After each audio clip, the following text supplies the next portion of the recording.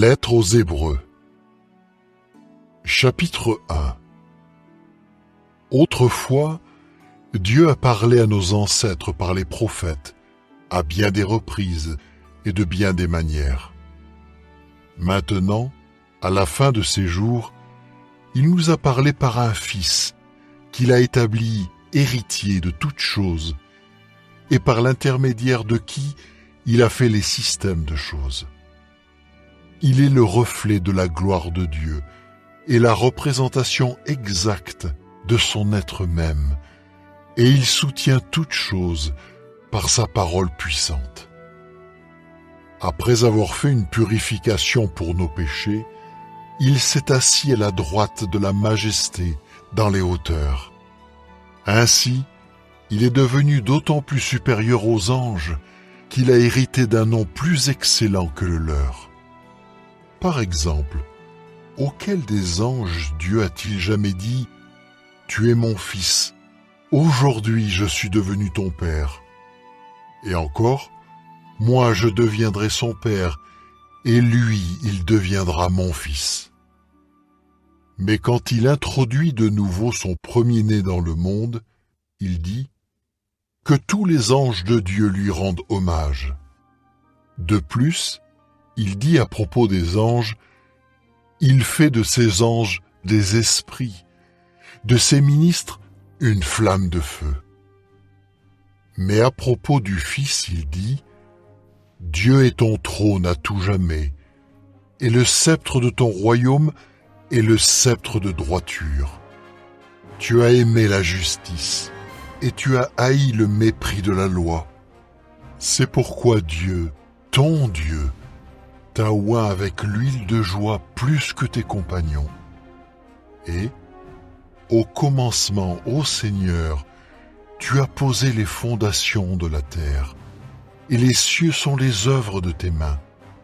Ils périront, mais toi, tu subsisteras. Et comme un vêtement, ils s'useront tous, et tu les rouleras comme un manteau, comme un vêtement, et ils seront remplacés. Mais toi tu es le même, et tes années ne s'achèveront jamais. Mais à propos duquel des anges a-t-il jamais dit « Assieds-toi à ma droite, jusqu'à ce que je place tes ennemis comme un escabeau sous tes pieds » Ne sont-ils pas tous des esprits pour un saint service, envoyés pour servir ceux qui vont hériter du salut ? Chapitre 2. Voilà pourquoi il nous faut prêter une attention plus qu'ordinaire aux choses que nous avons entendues, pour ne jamais aller à la dérive.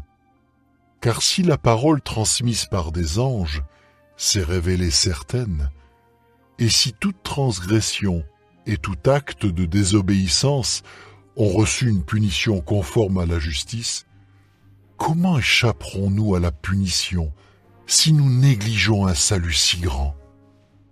Car ce salut a commencé à être prêché par l'intermédiaire de notre Seigneur et a été confirmé pour nous par ceux qui l'ont entendu, tandis que Dieu y ajoutait son témoignage par des signes, des prodiges et diverses œuvres de puissance, et par l'Esprit Saint distribué selon sa volonté. Car ce n'est pas à des anges qu'il a soumis la terre habitée à venir dont nous parlons. Mais quelque part, un certain témoin a dit « Qu'est-ce que l'homme pour que tu penses à lui ?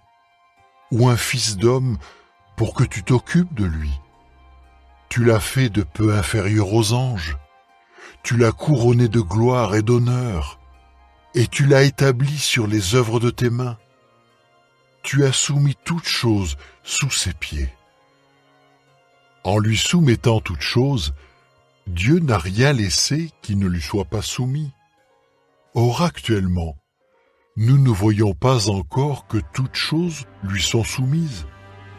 Mais nous voyons Jésus, qui a été rendu de peu inférieur aux anges, maintenant couronné de gloire et d'honneur pour avoir souffert la mort, afin que par la faveur imméritée de Dieu, il goûte la mort pour tous.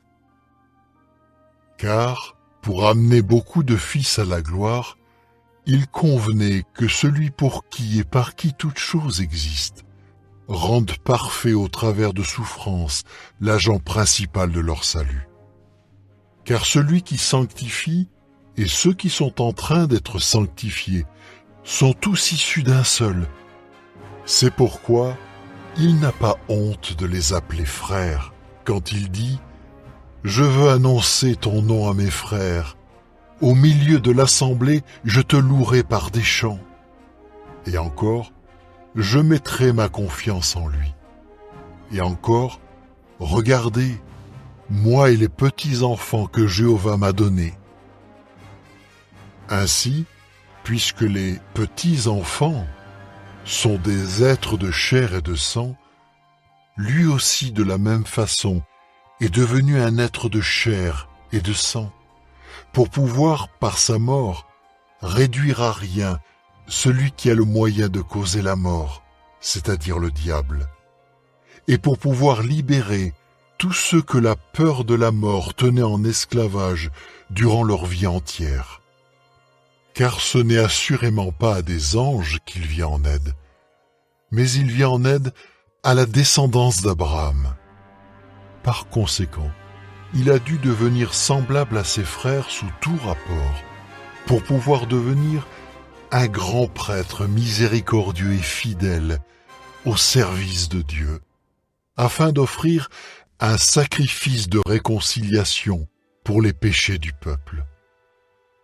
Puisque lui-même a souffert quand il a été mis à l'épreuve, il peut venir au secours de ceux qui sont mis à l'épreuve.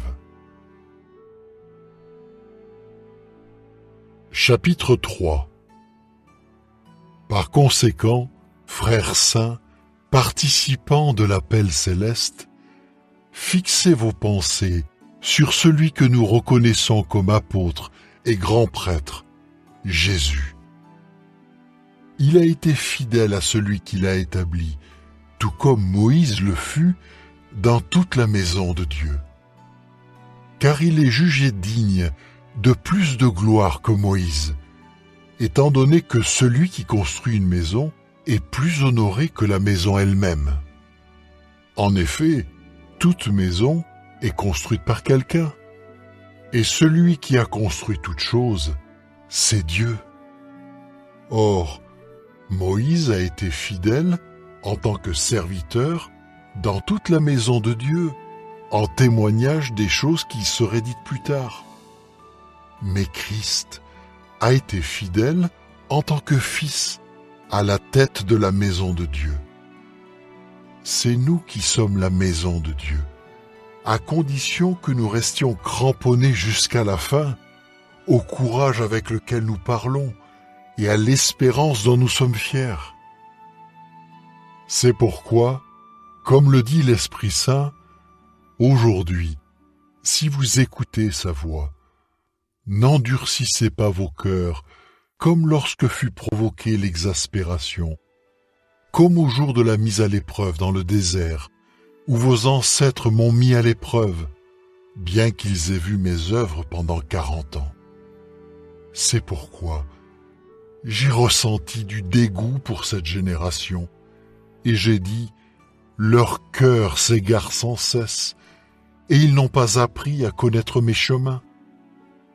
J'ai donc juré dans ma colère, ils n'entreront pas dans mon repos. Prenez garde, frères, de peur que l'un de vous ne s'éloigne du Dieu vivant, et qu'alors il ne se forme en lui un cœur méchant qui manque de foi. Mais continuez à vous encourager mutuellement chaque jour, aussi longtemps que dure cet aujourd'hui, pour qu'aucun de vous ne s'endurcisse par le pouvoir trompeur du péché. Car nous ne devenons réellement participants du Christ que si nous tenons fermement jusqu'à la fin la confiance que nous avions au commencement. Comme il est dit, aujourd'hui, si vous écoutez sa voix, n'endurcissez pas vos cœurs comme lorsque fut provoquée l'exaspération. En effet, qui a entendu et pourtant a provoqué chez lui l'exaspération? N'est-ce pas tous ceux qui sont sortis d'Égypte sous la conduite de Moïse? De plus, pour qui Dieu a-t-il ressenti du dégoût pendant 40 ans? N'est-ce pas pour ceux qui avaient péché et dont les cadavres tombèrent dans le désert? Et à qui a-t-il juré qu'il n'entrerait pas dans son repos? N'est-ce pas à ceux qui avaient désobéi? Ainsi, nous voyons qu'ils n'ont pas pu entrer à cause de leur manque de foi. Chapitre 4. Donc, puisque la promesse d'entrer dans son repos est toujours en vigueur, soyons sur nos gardes, de peur que l'un d'entre vous soit considéré comme indigne d'elle. Car la bonne nouvelle nous a été annoncée, tout comme à eux, mais la parole qu'ils ont entendue ne leur servit à rien, parce qu'ils n'étaient pas unis par la foi à ceux qui écoutèrent. En effet, nous qui exerçons la foi, nous entrons dans le repos, au sujet duquel il a dit « J'ai donc juré dans ma colère, ils n'entreront pas dans mon repos », alors que ses œuvres étaient achevées depuis la fondation du monde. Car au sujet du 7e jour, il a dit quelque part ce qui suit « Et Dieu s'est reposé de toutes ses œuvres le 7e jour. » Et il a encore dit « Ils n'entreront pas dans mon repos. » Donc, puisqu'il reste possible à certains d'y entrer, et que ceux à qui la bonne nouvelle avait été annoncée d'abord n'y sont pas entrés à cause de leur désobéissance, il fixe de nouveau un certain jour en disant, longtemps après, dans le psaume de David, « Aujourd'hui, comme il a été dit plus haut, aujourd'hui, si vous écoutez sa voix, n'endurcissez pas vos cœurs. » Car si Josué les avait conduits dans un lieu de repos, Dieu n'aurait pas par la suite parlé d'un autre jour. Il reste donc un repos de sabbat pour le peuple de Dieu. En effet, l'homme qui entre dans le repos de Dieu se repose lui aussi de ses œuvres, comme Dieu des siennes. Faisons donc tout notre possible pour entrer dans ce repos, afin que personne ne tombe et ne suive un tel exemple de désobéissance. Car la parole de Dieu est vivante et puissante, elle est plus aiguisée qu'aucune épée à 2 tranchants, et elle pénètre jusqu'à diviser l'âme d'avec l'esprit, et les jointures d'avec la moelle. Et elle est capable de discerner les pensées et les intentions du cœur. Et aucune créature n'est cachée au regard de Dieu, mais toutes choses sont nues et mises à découvert aux yeux de celui à qui nous devons rendre compte. Ainsi, puisque nous avons un grand prêtre souverain qui a traversé le ciel, Jésus le Fils de Dieu, tenons fermement la déclaration publique de notre foi en lui. Car nous n'avons pas un grand prêtre incapable de compatir à nos faiblesses, mais un grand prêtre qui sous tout rapport a été mis à l'épreuve comme nous, mais sans péché. Avançons-nous donc vers le trône de la faveur imméritée, en parlant avec confiance, pour recevoir miséricorde et trouver faveur imméritée, afin d'être secourus au bon moment.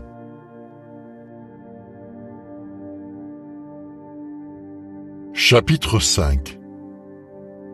Car tout grand prêtre pris parmi les hommes est établi pour servir Dieu en leur faveur, afin d'offrir des dons et des sacrifices pour les péchés.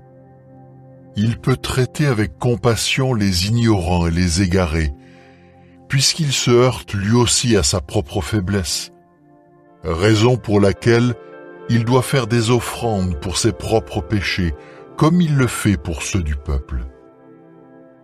Un homme ne s'attribue pas cet honneur lui-même, mais il le reçoit seulement lorsqu'il est appelé par Dieu, comme Aaron le fut. De même, le Christ ne s'est pas attribué lui-même la gloire de devenir grand prêtre, mais il a été glorifié par celui qui lui a dit « Tu es mon fils, aujourd'hui je suis devenu ton père ». Comme il le dit ailleurs, « Tu es prêtre pour toujours à la manière de Melchisédek ». Durant sa vie sur terre, Christ a adressé des supplications ainsi que des requêtes, avec des cris puissants et des larmes, à celui qui pouvait le sauver de la mort. Et il a été entendu favorablement en raison de sa crainte de Dieu. Bien que fils, il a appris l'obéissance par les souffrances qu'il a subies. Et après avoir été rendu parfait, il est devenu cause de salut éternel pour tous ceux qui lui obéissent, parce qu'il a été désigné par Dieu comme grand prêtre à la manière de Melchisédek. Nous avons beaucoup à dire à son sujet, mais ce sont des choses difficiles à expliquer parce que vous êtes devenus durs d'oreille. Car bien que maintenant vous devriez être des enseignants, vous avez de nouveau besoin qu'on vous enseigne à partir du début les choses élémentaires des déclarations sacrées de Dieu, et vous avez de nouveau besoin de lait au lieu de nourriture solide. Car celui qui continue de se nourrir de lait ne connaît pas la parole de justice, car c'est un petit enfant. Mais la nourriture solide est pour les gens mûrs, pour ceux dont les facultés de discernement sont exercées par l'usage à distinguer et le bien et le mal.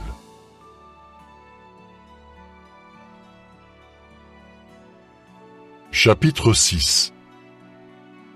C'est pourquoi, maintenant que nous avons dépassé le stade de la doctrine fondamentale concernant le Christ, avançons résolument vers la maturité, sans poser de nouveau le fondement, c'est-à-dire repentir des œuvres mortes et foi en Dieu, enseignement sur les baptêmes et imposition des mains, résurrection des morts et jugement éternel.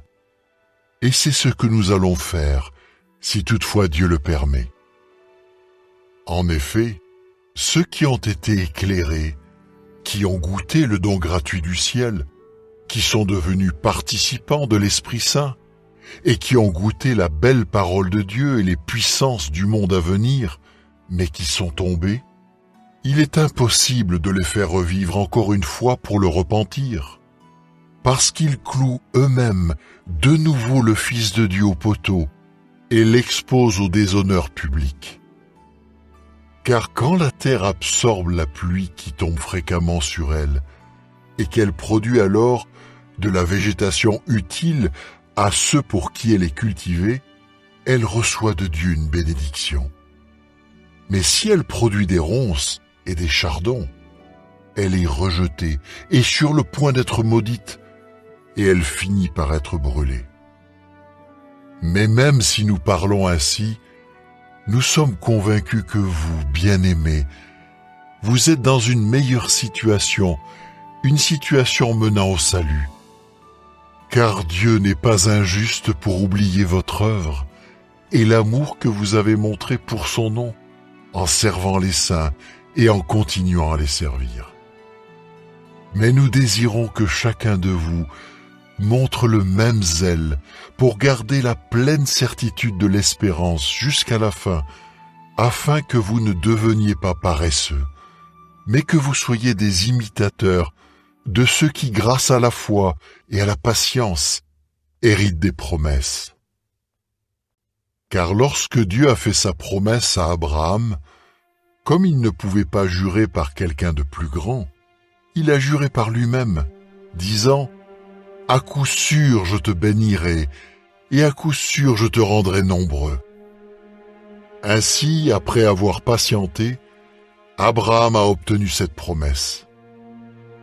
Car les hommes jurent par quelqu'un de plus grand qu'eux, et leur serment met fin à toute contestation, puisque c'est pour eux une garantie légale. Pareillement, lorsqu'il a décidé de montrer plus clairement aux héritiers de la promesse que son projet est immuable, Dieu a renforcé sa promesse par un serment, afin que par deux choses immuables dans lesquelles il est impossible que Dieu mente, nous qui nous sommes enfuis dans le refuge, nous ayons un puissant encouragement à saisir fermement l'espérance qui est placée devant nous. Nous avons cette espérance comme une ancre pour l'âme, à la fois sûre et ferme, et elle pénètre derrière le rideau, là où un précurseur est entré en notre faveur, Jésus, qui est devenu pour toujours grand prêtre à la manière de Melchisédek. Chapitre 7. En effet, ce Melchisédek, roi de Salem, prêtre du Dieu Très-Haut, est allé à la rencontre d'Abraham, qui revenait victorieux de son combat contre les rois, et il l'a béni. Et Abraham lui a donné le 10e de tout. Tout d'abord, son nom se traduit par « roi de justice ». Ensuite, il est roi de Salem, c'est-à-dire roi de paix. Étant sans père, sans mère, sans généalogie, n'ayant ni commencement de jour, ni fin de vie, mais ayant été rendu semblable au Fils de Dieu, il reste prêtre pour toujours. Voyez comme il était grand, cet homme à qui Abraham, le chef de famille, a donné un 10e des meilleurs butins. C'est vrai, selon la loi, ceux des fils de Lévi qui reçoivent leur fonction de prêtre ont ordre de percevoir des dîmes de la part du peuple, c'est-à-dire de leurs frères, même si ces derniers sont des descendants d'Abraham. Mais cet homme, dont la généalogie ne remontait pas jusqu'à eux, a prélevé des dîmes sur Abraham et a béni celui qui avait reçu les promesses. Or, il est incontestable que le plus petit est béni par le plus grand. Et dans le premier cas, ce sont des hommes mortels qui reçoivent des dîmes. Mais dans le deuxième, c'est quelqu'un dont on atteste qu'il est vivant.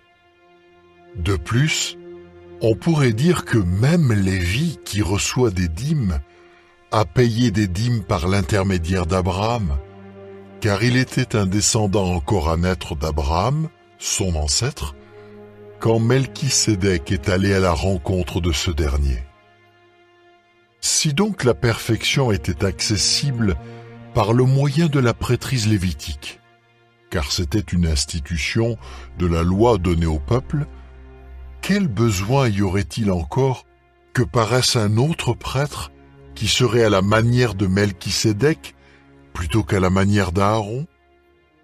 Car puisque la prêtrise est en train d'être changée, il devient également nécessaire de changer la loi. En effet, l'homme au sujet de qui ces choses sont dites vient d'une autre tribu, dont aucun membre n'a officié à l'autel. Car il est clair que notre Seigneur descend de Juda. Pourtant, Moïse n'a rien dit à propos de prêtres venant de cette tribu. Et cela devient encore plus évident quand apparaît un autre prêtre qui est comme Melchisédek, qui est devenu tel, non en vertu d'une loi exigeant une filiation naturelle, mais par la puissance d'une vie indestructible. Car ce témoignage est donné à son sujet, « Tu es prêtre pour toujours, à la manière de Melchisédek. » Ainsi donc, le précédent commandement est annulé parce qu'il est faible et inefficace. Car la loi n'a rien rendu parfait, mais l'introduction d'une espérance meilleure, si. Et grâce à cette espérance, nous nous approchons de Dieu. De plus, dans la mesure où cela n'a pas été fait sincèrement, en effet, Il y a des hommes qui sont devenus prêtres sans serment, mais celui-là l'est devenu par un serment à son sujet, prêté par celui qui a dit « Jéhovah a juré, et il ne changera pas d'avis. Tu es prêtre pour toujours. » Jésus est devenu la garantie d'une alliance meilleure. De plus, beaucoup ont dû devenir prêtres les uns après les autres, parce que la mort les empêchait de rester en fonction. Mais puisque lui reste vivant pour toujours, sa prêtrise ne se transmet à personne. Donc, il peut aussi sauver totalement ceux qui s'avancent vers Dieu par son intermédiaire, parce qu'il est toujours vivant pour intercéder en leur faveur. C'est bien un tel grand prêtre qu'il nous fallait, fidèle, innocent, sans souillure, séparé des pécheurs et élevé au-dessus des cieux. À la différence des autres grands prêtres, il n'a pas besoin d'offrir des sacrifices chaque jour, d'abord pour ses propres péchés et ensuite pour ceux du peuple, parce qu'il l'a fait une fois pour toutes quand il s'est offert lui-même. Car la loi établit grand prêtre des hommes ayant des faiblesses, mais la parole du serment prêté après la loi établit un fils, rendu parfait pour toujours. Chapitre 8. Or, voici le point capital de ce que nous sommes en train de dire. Nous avons un tel grand prêtre, et il s'est assis à la droite du trône de la majesté dans le ciel, ministre du lieu saint et de la tente véritable que Jéhovah, et non l'homme, a dressée. En effet, tout grand prêtre est établi pour offrir et des dons et des sacrifices. Il était donc nécessaire que celui-ci aussi ait quelque chose à offrir. S'il était sur terre, il ne serait pas prêtre, puisqu'il y a déjà des hommes qui offrent des dons selon la loi. Ces hommes offrent un service sacré dans une copie et une ombre des choses célestes, comme le montre cet ordre divin reçu par Moïse au moment où il allait construire la tente. Veille à faire toutes choses d'après le modèle qui t'a été montré dans la montagne. Mais maintenant, Jésus a obtenu un ministère plus excellent, parce qu'il est aussi le médiateur d'une alliance bien meilleure, qui a été établie légalement sur de meilleures promesses. Si cette première alliance avait été irréprochable, une deuxième n'aurait pas été nécessaire. Car c'est bien un reproche qu'il fait au peuple lorsqu'il dit « Écoutez, déclare Jéhovah, un jour viendra où je ferai avec le peuple d'Israël et avec le peuple de Juda une alliance nouvelle. Cette alliance ne sera pas comme celle que j'ai faite avec leurs ancêtres, le jour où je les ai pris par la main pour les faire sortir d'Égypte. Puisqu'ils ne sont pas restés dans mon alliance, j'ai cessé de me soucier d'eux, dit Jéhovah. Car voici l'alliance que je ferai avec le peuple d'Israël après ces jours-là, dit Jéhovah. Je mettrai mes lois dans leur esprit, et je les écrirai dans leur cœur. Oui, je deviendrai leur Dieu, et ils deviendront mon peuple. Et ils n'enseigneront plus chacun son concitoyen, et chacun son frère en disant « Vous devez connaître Jéhovah ». Car ils me connaîtront tous, du plus petit au plus grand d'entre eux. Je serai miséricordieux à l'égard de leurs actions injustes, et je ne me souviendrai plus de leurs péchés. En disant « alliance nouvelle », il a rendu la précédente périmée. Or ce qui est périmé et qui vieillit est sur le point de disparaître. Chapitre 9. L'alliance précédente avait pour sa part des exigences légales pour le service sacré et son lieu saint terrestre.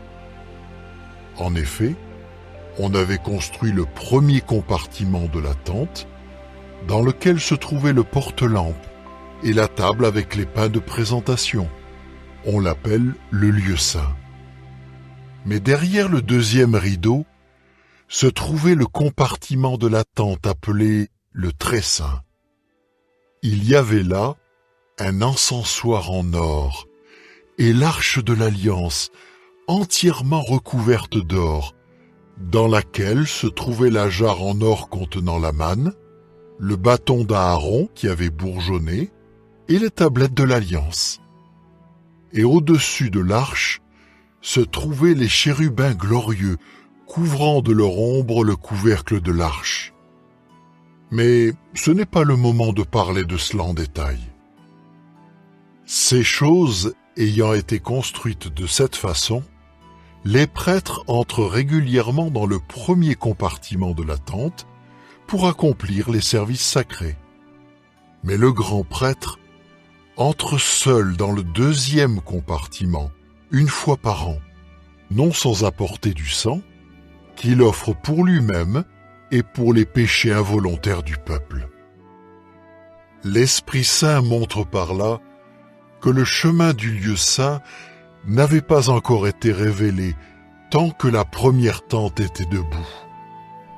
Cette tente est un symbole pour le temps présent, et conformément à ce symbole, on offre et des dons et des sacrifices.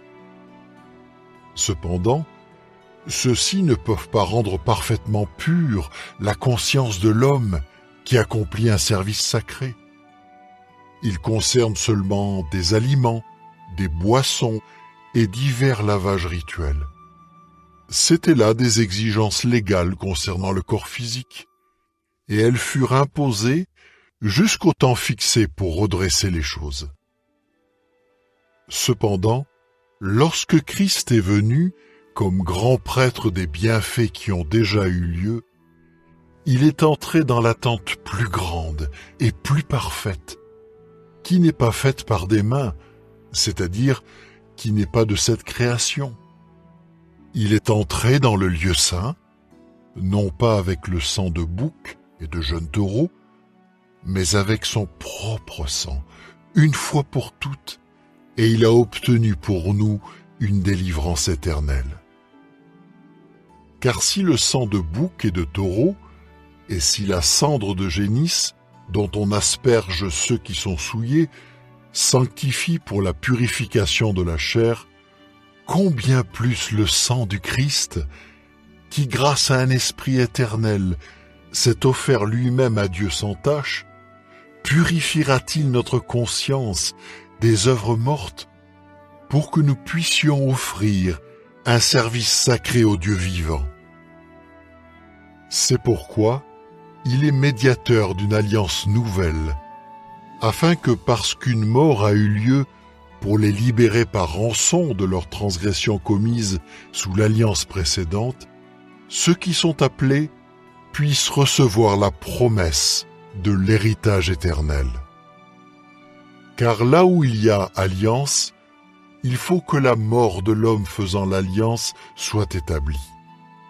Car une alliance est validée par la mort, puisqu'elle n'est pas en vigueur tant que l'homme faisant l'alliance est en vie.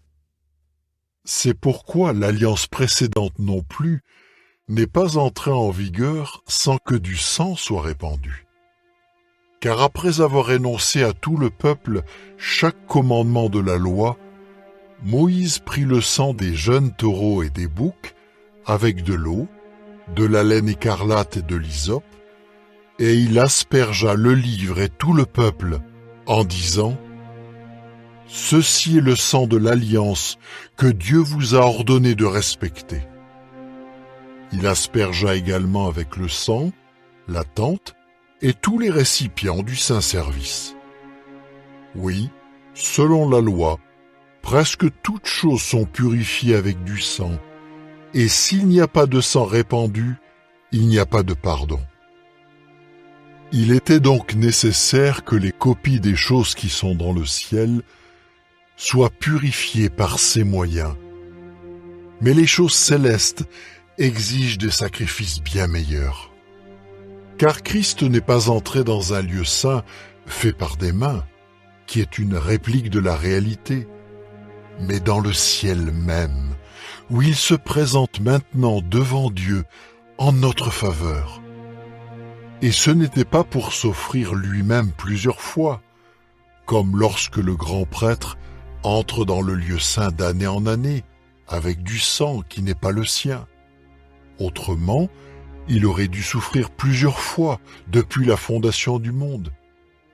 Mais maintenant, il s'est manifesté une fois pour toutes dans la période finale des systèmes de choses pour abolir le péché grâce au sacrifice de sa personne. Et de même qu'il est réservé aux hommes de mourir une fois pour toutes, mais après cela de recevoir un jugement, de même aussi, le Christ a été offert une fois pour toutes, afin de porter les péchés de beaucoup. Et la deuxième fois qu'il apparaîtra, ce sera en dehors du péché, et il sera vu par ceux qui l'attendent ardemment pour leur salut. Chapitre 10. En effet, puisque la loi possède une nombre des bonnes choses à venir, mais pas la substance même des choses, elle ne peut jamais, par les mêmes sacrifices offerts continuellement chaque année, rendre parfaits ceux qui s'approchent de Dieu. Autrement, n'aurait-on pas cessé d'offrir ces sacrifices, puisque ceux qui font un service sacré n'auraient plus, une fois purifiés, aucune conscience de leurs péchés? Ces sacrifices sont plutôt un rappel des péchés année après année, car il est impossible que le sang de taureau et de bouc enlève les péchés. C'est pourquoi, quand il entre dans le monde, il dit « Tu n'as voulu ni sacrifice ni offrande, mais tu m'as préparé un corps. Tu n'as accepté ni holocauste ni sacrifice pour le péché. Alors j'ai dit, vois, je viens, dans le rouleau il est écrit à mon sujet, pour faire ta volonté, ô Dieu. Après avoir dit tout d'abord, tu n'as ni voulu ni accepté sacrifice, offrande, holocauste et sacrifice pour le péché, sacrifices qui sont offerts selon la loi, il dit ensuite, vois, je viens pour faire ta volonté. Il supprime le premier, afin d'établir le second.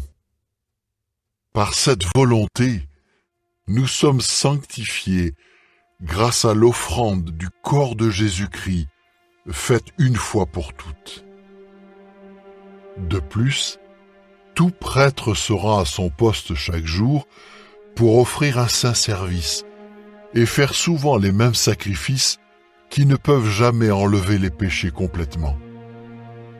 Mais cet homme a offert un seul sacrifice pour les péchés, pour toujours, et s'est assis à la droite de Dieu, et il attend désormais jusqu'à ce que ses ennemis soient placés comme un escabeau sous ses pieds.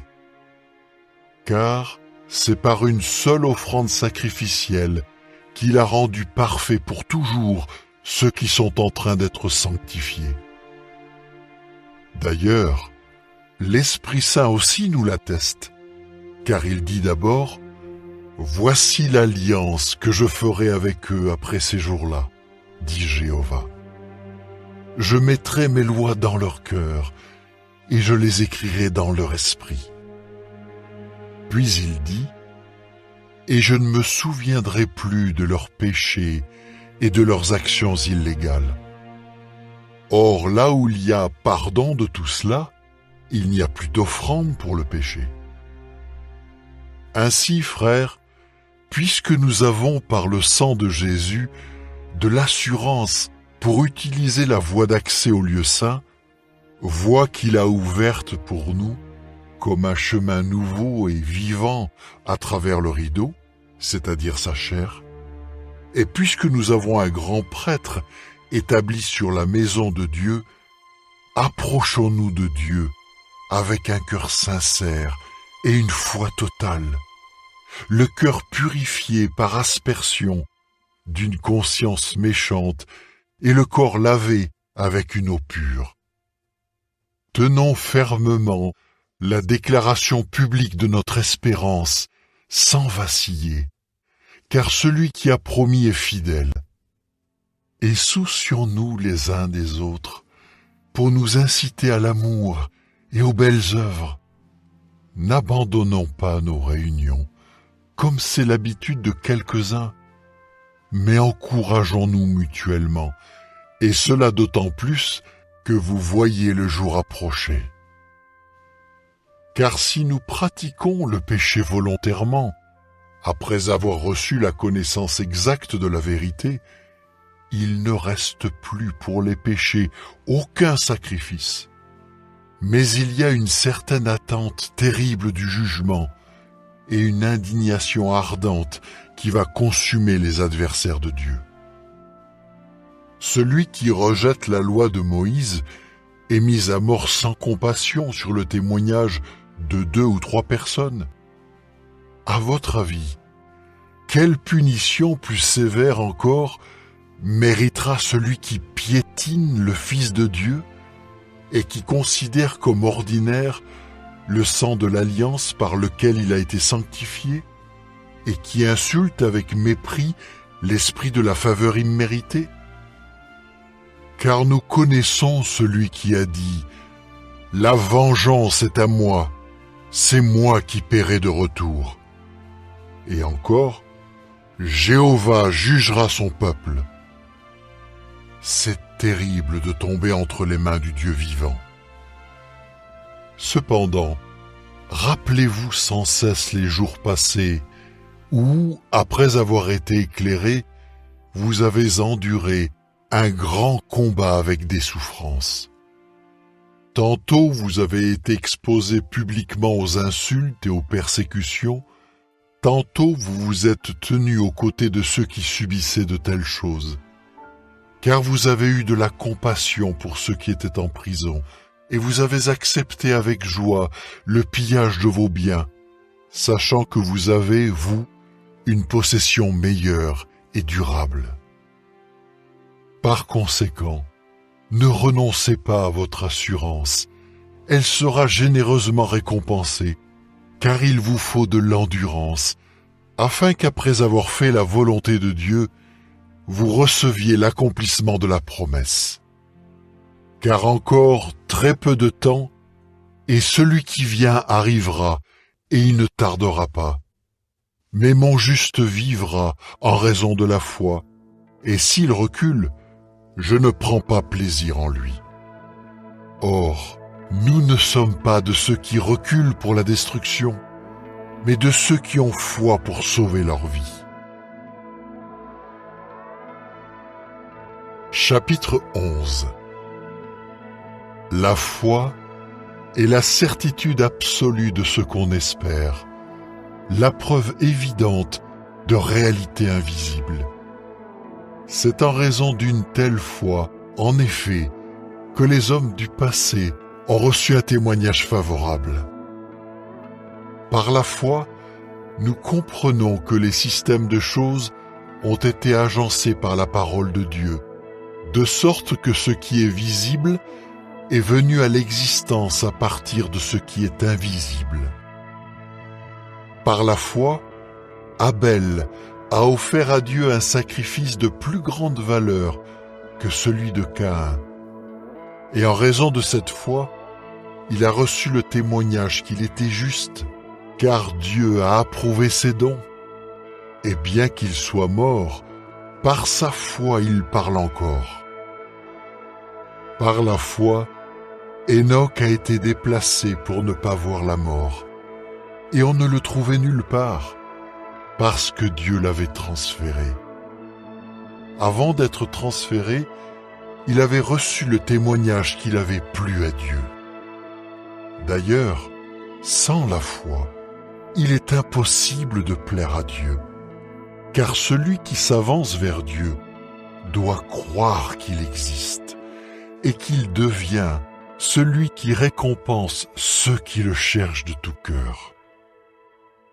Par la foi, Noé, après avoir été divinement averti de choses qu'on ne voyait pas encore, a été rempli de crainte de Dieu et a construit une arche pour sauver sa famille. Et grâce à cette foi, il a condamné le monde et il est devenu héritier de la justice qui résulte de la foi. Par la foi, Abraham, lorsqu'il a été appelé, a obéi en partant de chez lui, vers un lieu qu'il devait recevoir en héritage. Il est parti sans savoir où il allait. Par la foi, il a habité en étranger, dans la terre de la promesse, comme dans une terre étrangère, et il a habité sous des tentes avec Isaac et Jacob, les héritiers avec lui de la même promesse. Car il attendait la ville ayant de vraies fondations, ville dont Dieu est le concepteur et le bâtisseur. Par la foi aussi, Sarah a reçu le pouvoir de concevoir une descendance, alors qu'elle avait passé l'âge, puisqu'elle a considéré comme fidèle celui qui avait fait la promesse. C'est pourquoi, d'un seul homme qui était pour ainsi dire mort, sont nés des enfants, aussi nombreux que les étoiles du ciel, et aussi innombrables que les grains de sable du bord de la mer.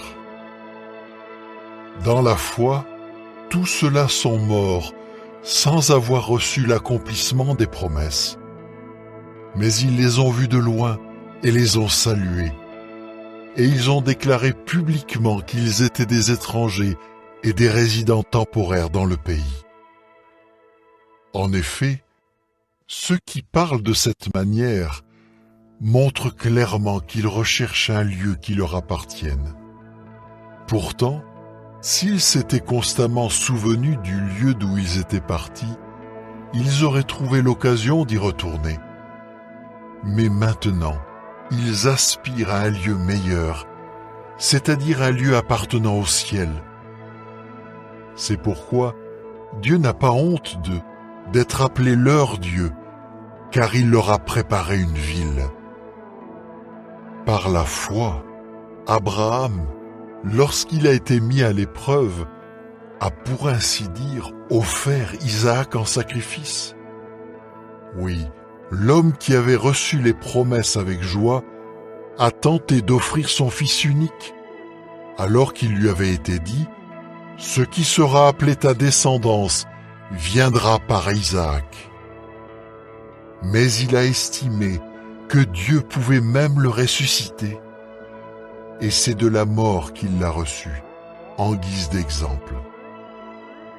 Par la foi également, Isaac a béni Jacob et Ésaü à propos de choses à venir.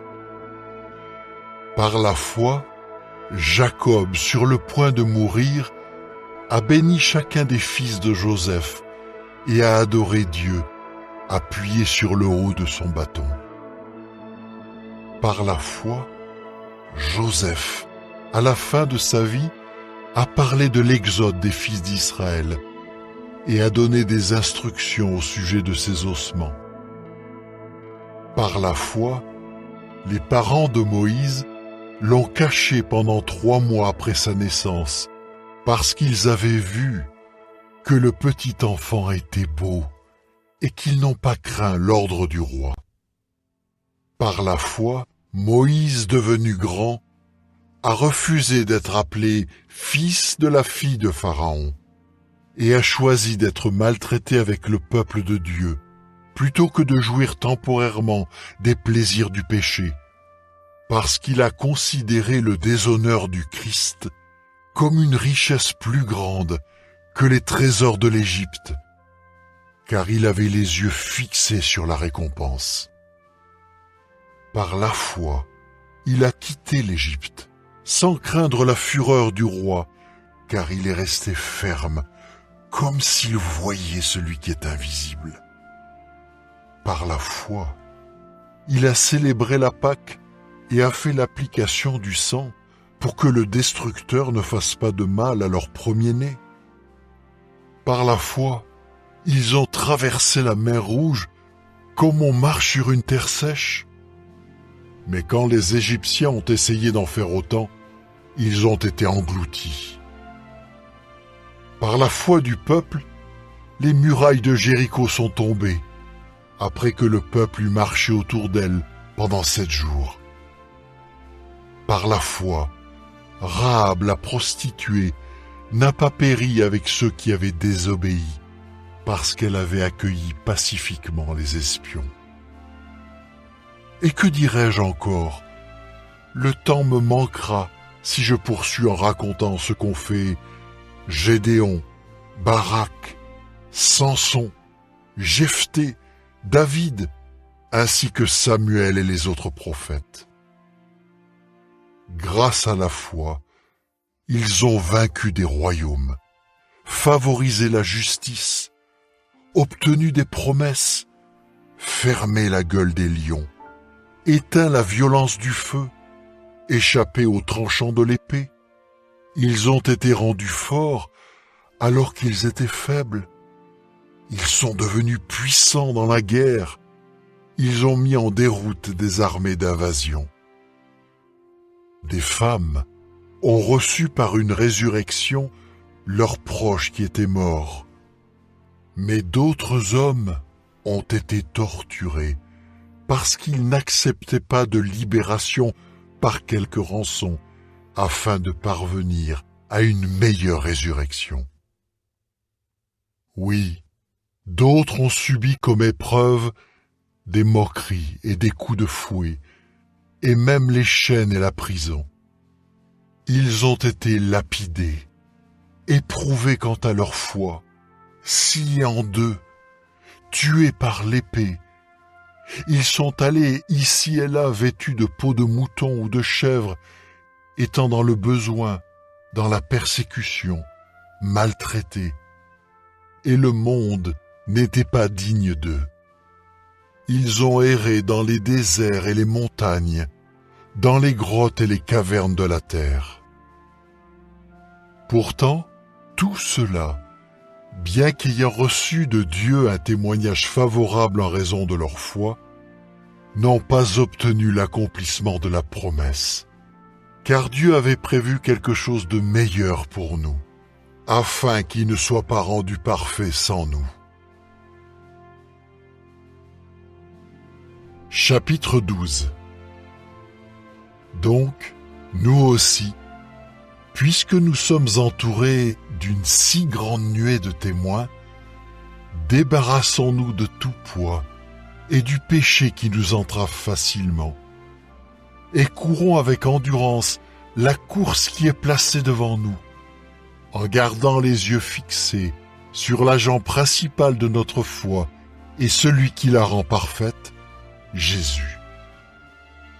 Pour la joie qui était placée devant lui, il a enduré un poteau de supplice, méprisant la honte, et il s'est assis à la droite du trône de Dieu. Oui, considérez attentivement celui qui a enduré tant de propos hostiles que des pécheurs lui ont adressés contre leurs propres intérêts. Ainsi, vous ne vous fatiguerez pas et vous ne vous découragerez pas.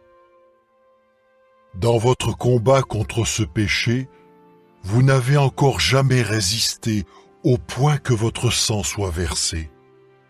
Et vous avez complètement oublié l'exhortation qui s'adresse à vous comme à des fils.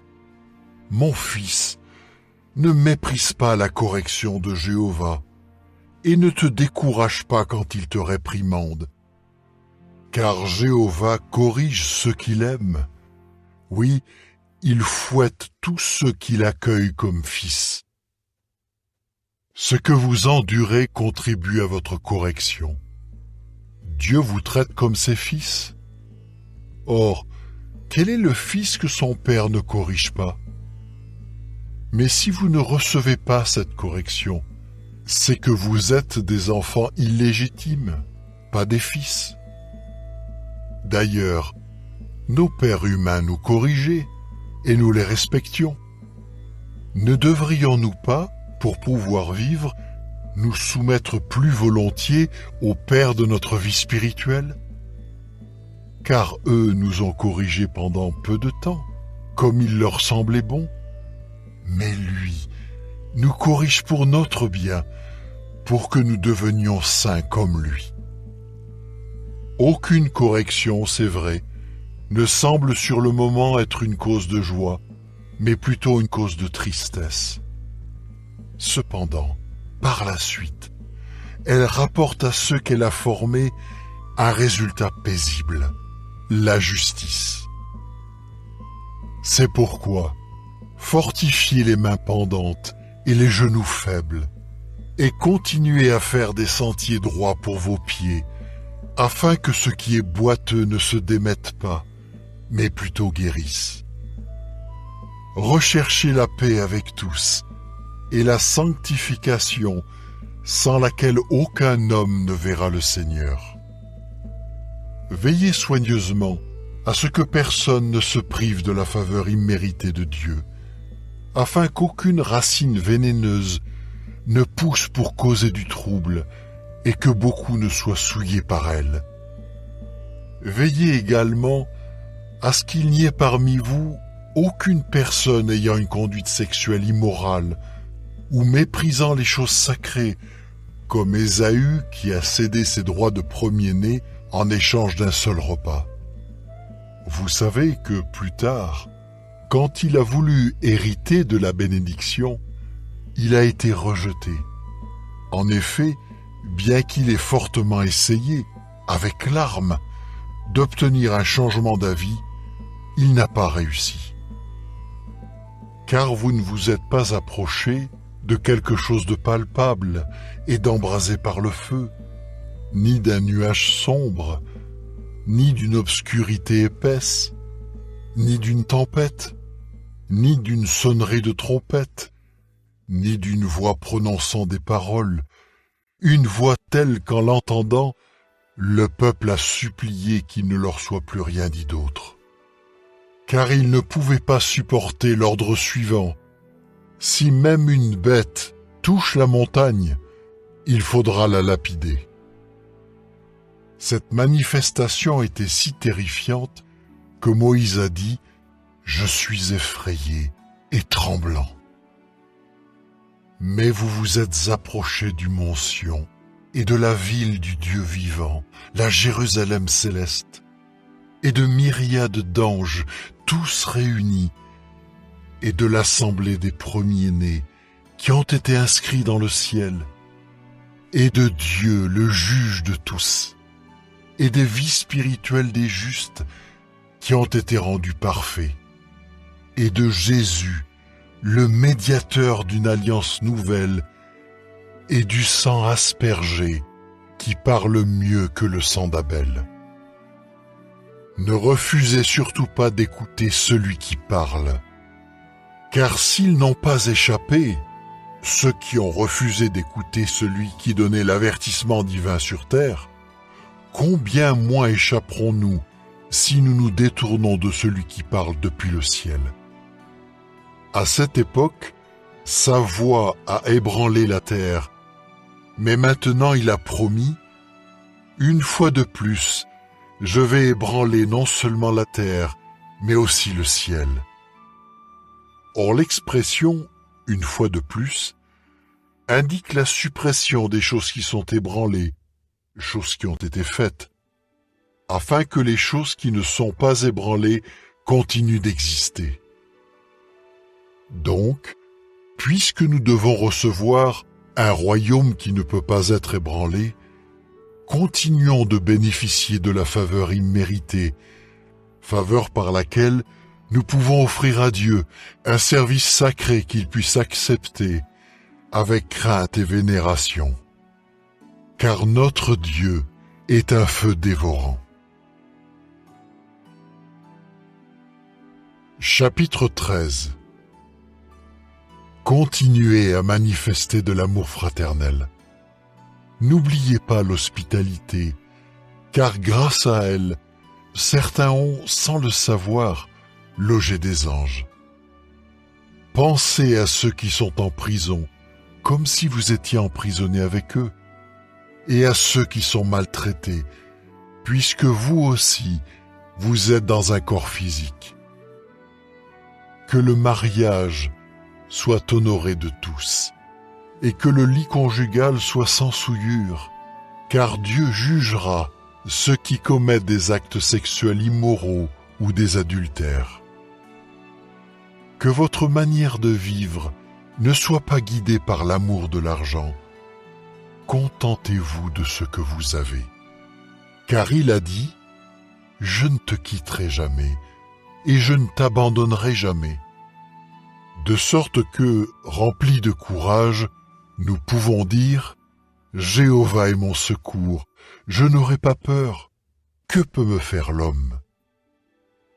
Souvenez-vous de ceux qui vous dirigent, qui vous ont dit la parole de Dieu, et en observant attentivement le résultat de leur conduite, imitez leur foi. Jésus-Christ est le même, hier, aujourd'hui et pour toujours. Ne vous laissez pas égarer par des enseignements divers et étrangers, car il vaut mieux que le cœur soit affermi par la faveur imméritée que par des aliments qui ne sont d'aucun profit à ceux qui leur accordent beaucoup d'importance. Nous avons un autel auquel ceux qui accomplissent un service sacré à la tente n'ont pas le droit de se nourrir, car les corps des animaux, dont le sang est apporté dans le lieu saint par le grand prêtre, comme sacrifice pour le péché, sont brûlés hors du camp. C'est pourquoi Jésus aussi a souffert hors de la ville pour sanctifier le peuple par son propre sang. Allons donc à lui, hors du camp, en portant le déshonneur qu'il a porté, car nous n'avons pas ici de ville permanente, mais nous cherchons ardemment celle qui est à venir. Par son intermédiaire, offrons sans cesse à Dieu un sacrifice de louange, c'est-à-dire le fruit de nos lèvres qui font une déclaration publique pour son nom. De plus, n'oubliez pas de faire le bien et de partager, car Dieu prend plaisir à de tels sacrifices. Obéissez à ceux qui vous dirigent et soyez soumis, car ils veillent constamment sur vous, en hommes qui rendront compte, pour qu'ils le fassent avec joie et non en soupirant, car cela serait à votre désavantage. Priez sans cesse pour nous, car nous sommes convaincus d'avoir une bonne conscience, étant donné que nous voulons bien nous conduire en toutes choses. Mais je vous recommande tout particulièrement de prier pour que je vous sois rendu plus tôt. Que le Dieu de paix, qui a fait remonter d'entre les morts le grand berger des brebis, notre Seigneur Jésus, avec le sang d'une alliance éternelle, vous fournisse toute bonne chose pour faire sa volonté, accomplissant en nous, par l'intermédiaire de Jésus-Christ, ce qui est agréable à ses yeux. À Dieu soit la gloire à tout jamais. Amen. Frères, je vous recommande d'écouter patiemment cette parole d'encouragement, car la lettre que je vous ai écrite est courte. Sachez que notre frère Timothée a été relâché. S'il vient bientôt, je serai avec lui quand je vous verrai. Adressez mes salutations à tous ceux qui vous dirigent et à tous les saints. Les frères d'Italie vous envoient leurs salutations. Que la faveur imméritée soit avec vous tous.